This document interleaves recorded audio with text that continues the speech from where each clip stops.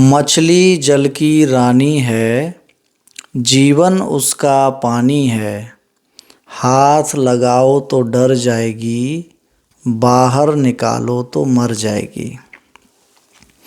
ये कविता हमें बचपन में याद कराई गई और आप में से बहुत से लोगों को यही कविता बचपन में ज़रूर याद कराई गई होगी।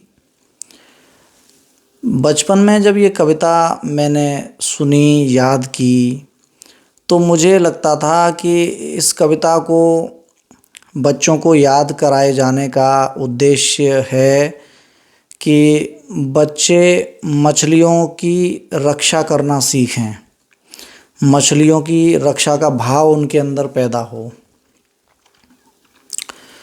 और मेरे मन में ये धारणा बहुत पक्की बन गई थी और मेरे मन पर सबसे बड़ा वह प्रभाव तब पड़ा, यानी मेरे मन को झटका लगा जब मैंने पहली बार मछली बाज़ार देखा। तो मैंने मछली बाज़ार में बहुत सी मृत मछलियां देखीं। उन मछलियों को देखकर मुझे ये कविता याद आई कि जब मछली जल की रानी है और उसका जीवन पानी है, हमको बचपन में बताया गया। इसके बाद भी इतनी सारी मछलियां मार दी गई हैं और हम तो ये समझते थे कि बड़े लोग मछलियों की रक्षा करना चाहते हैं, इसीलिए बच्चों को ये कविता पढ़ाई जाती है। तो ये मेरा भ्रम टूटा, बचपन का जो एक भ्रम था वो टूटा कि वो मछली वाली कविता तो एक कवि की कल्पना है, उसका मछलियों की रक्षा से लेना देना नहीं है।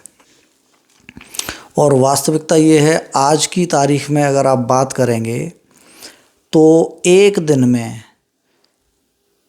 पूरी दुनिया में 3 अरब से 5 अरब तक, यानी अगर एवरेज हम निकालें तो लगभग 4 अरब मछलियां रोज़ खाने के लिए मारी जाती हैं, यानी उनका खाने में प्रयोग होता है।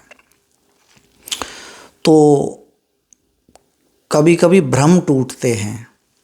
बचपन के भ्रम थोड़े से नाजुक होते हैं, मासूम होते हैं, लेकिन सबके भ्रम होते हैं बचपन में जो समय के साथ टूटते हैं। और कुछ भ्रम ऐसे होते हैं जो हम बड़े होने के बाद जो हमारे भ्रम टूटते हैं, बड़े होने के बाद भी। आपके भी बहुत से भ्रम ऐसे होंगे जो हाल फिलहाल में ही टूटे होंगे। तो इसलिए मेरा इस वीडियो को बनाने का उद्देश्य ये था कि कभी कभी हम भ्रम में जीते रहते हैं और भ्रम एक दिन टूटता है। तो आप कमेंट करके बता सकते हैं कि आपका भी अगर बचपन का या अभी इसी उम्र का कोई ऐसा भ्रम हो जो टूटा हो, तो आप कमेंट के माध्यम से बताएं।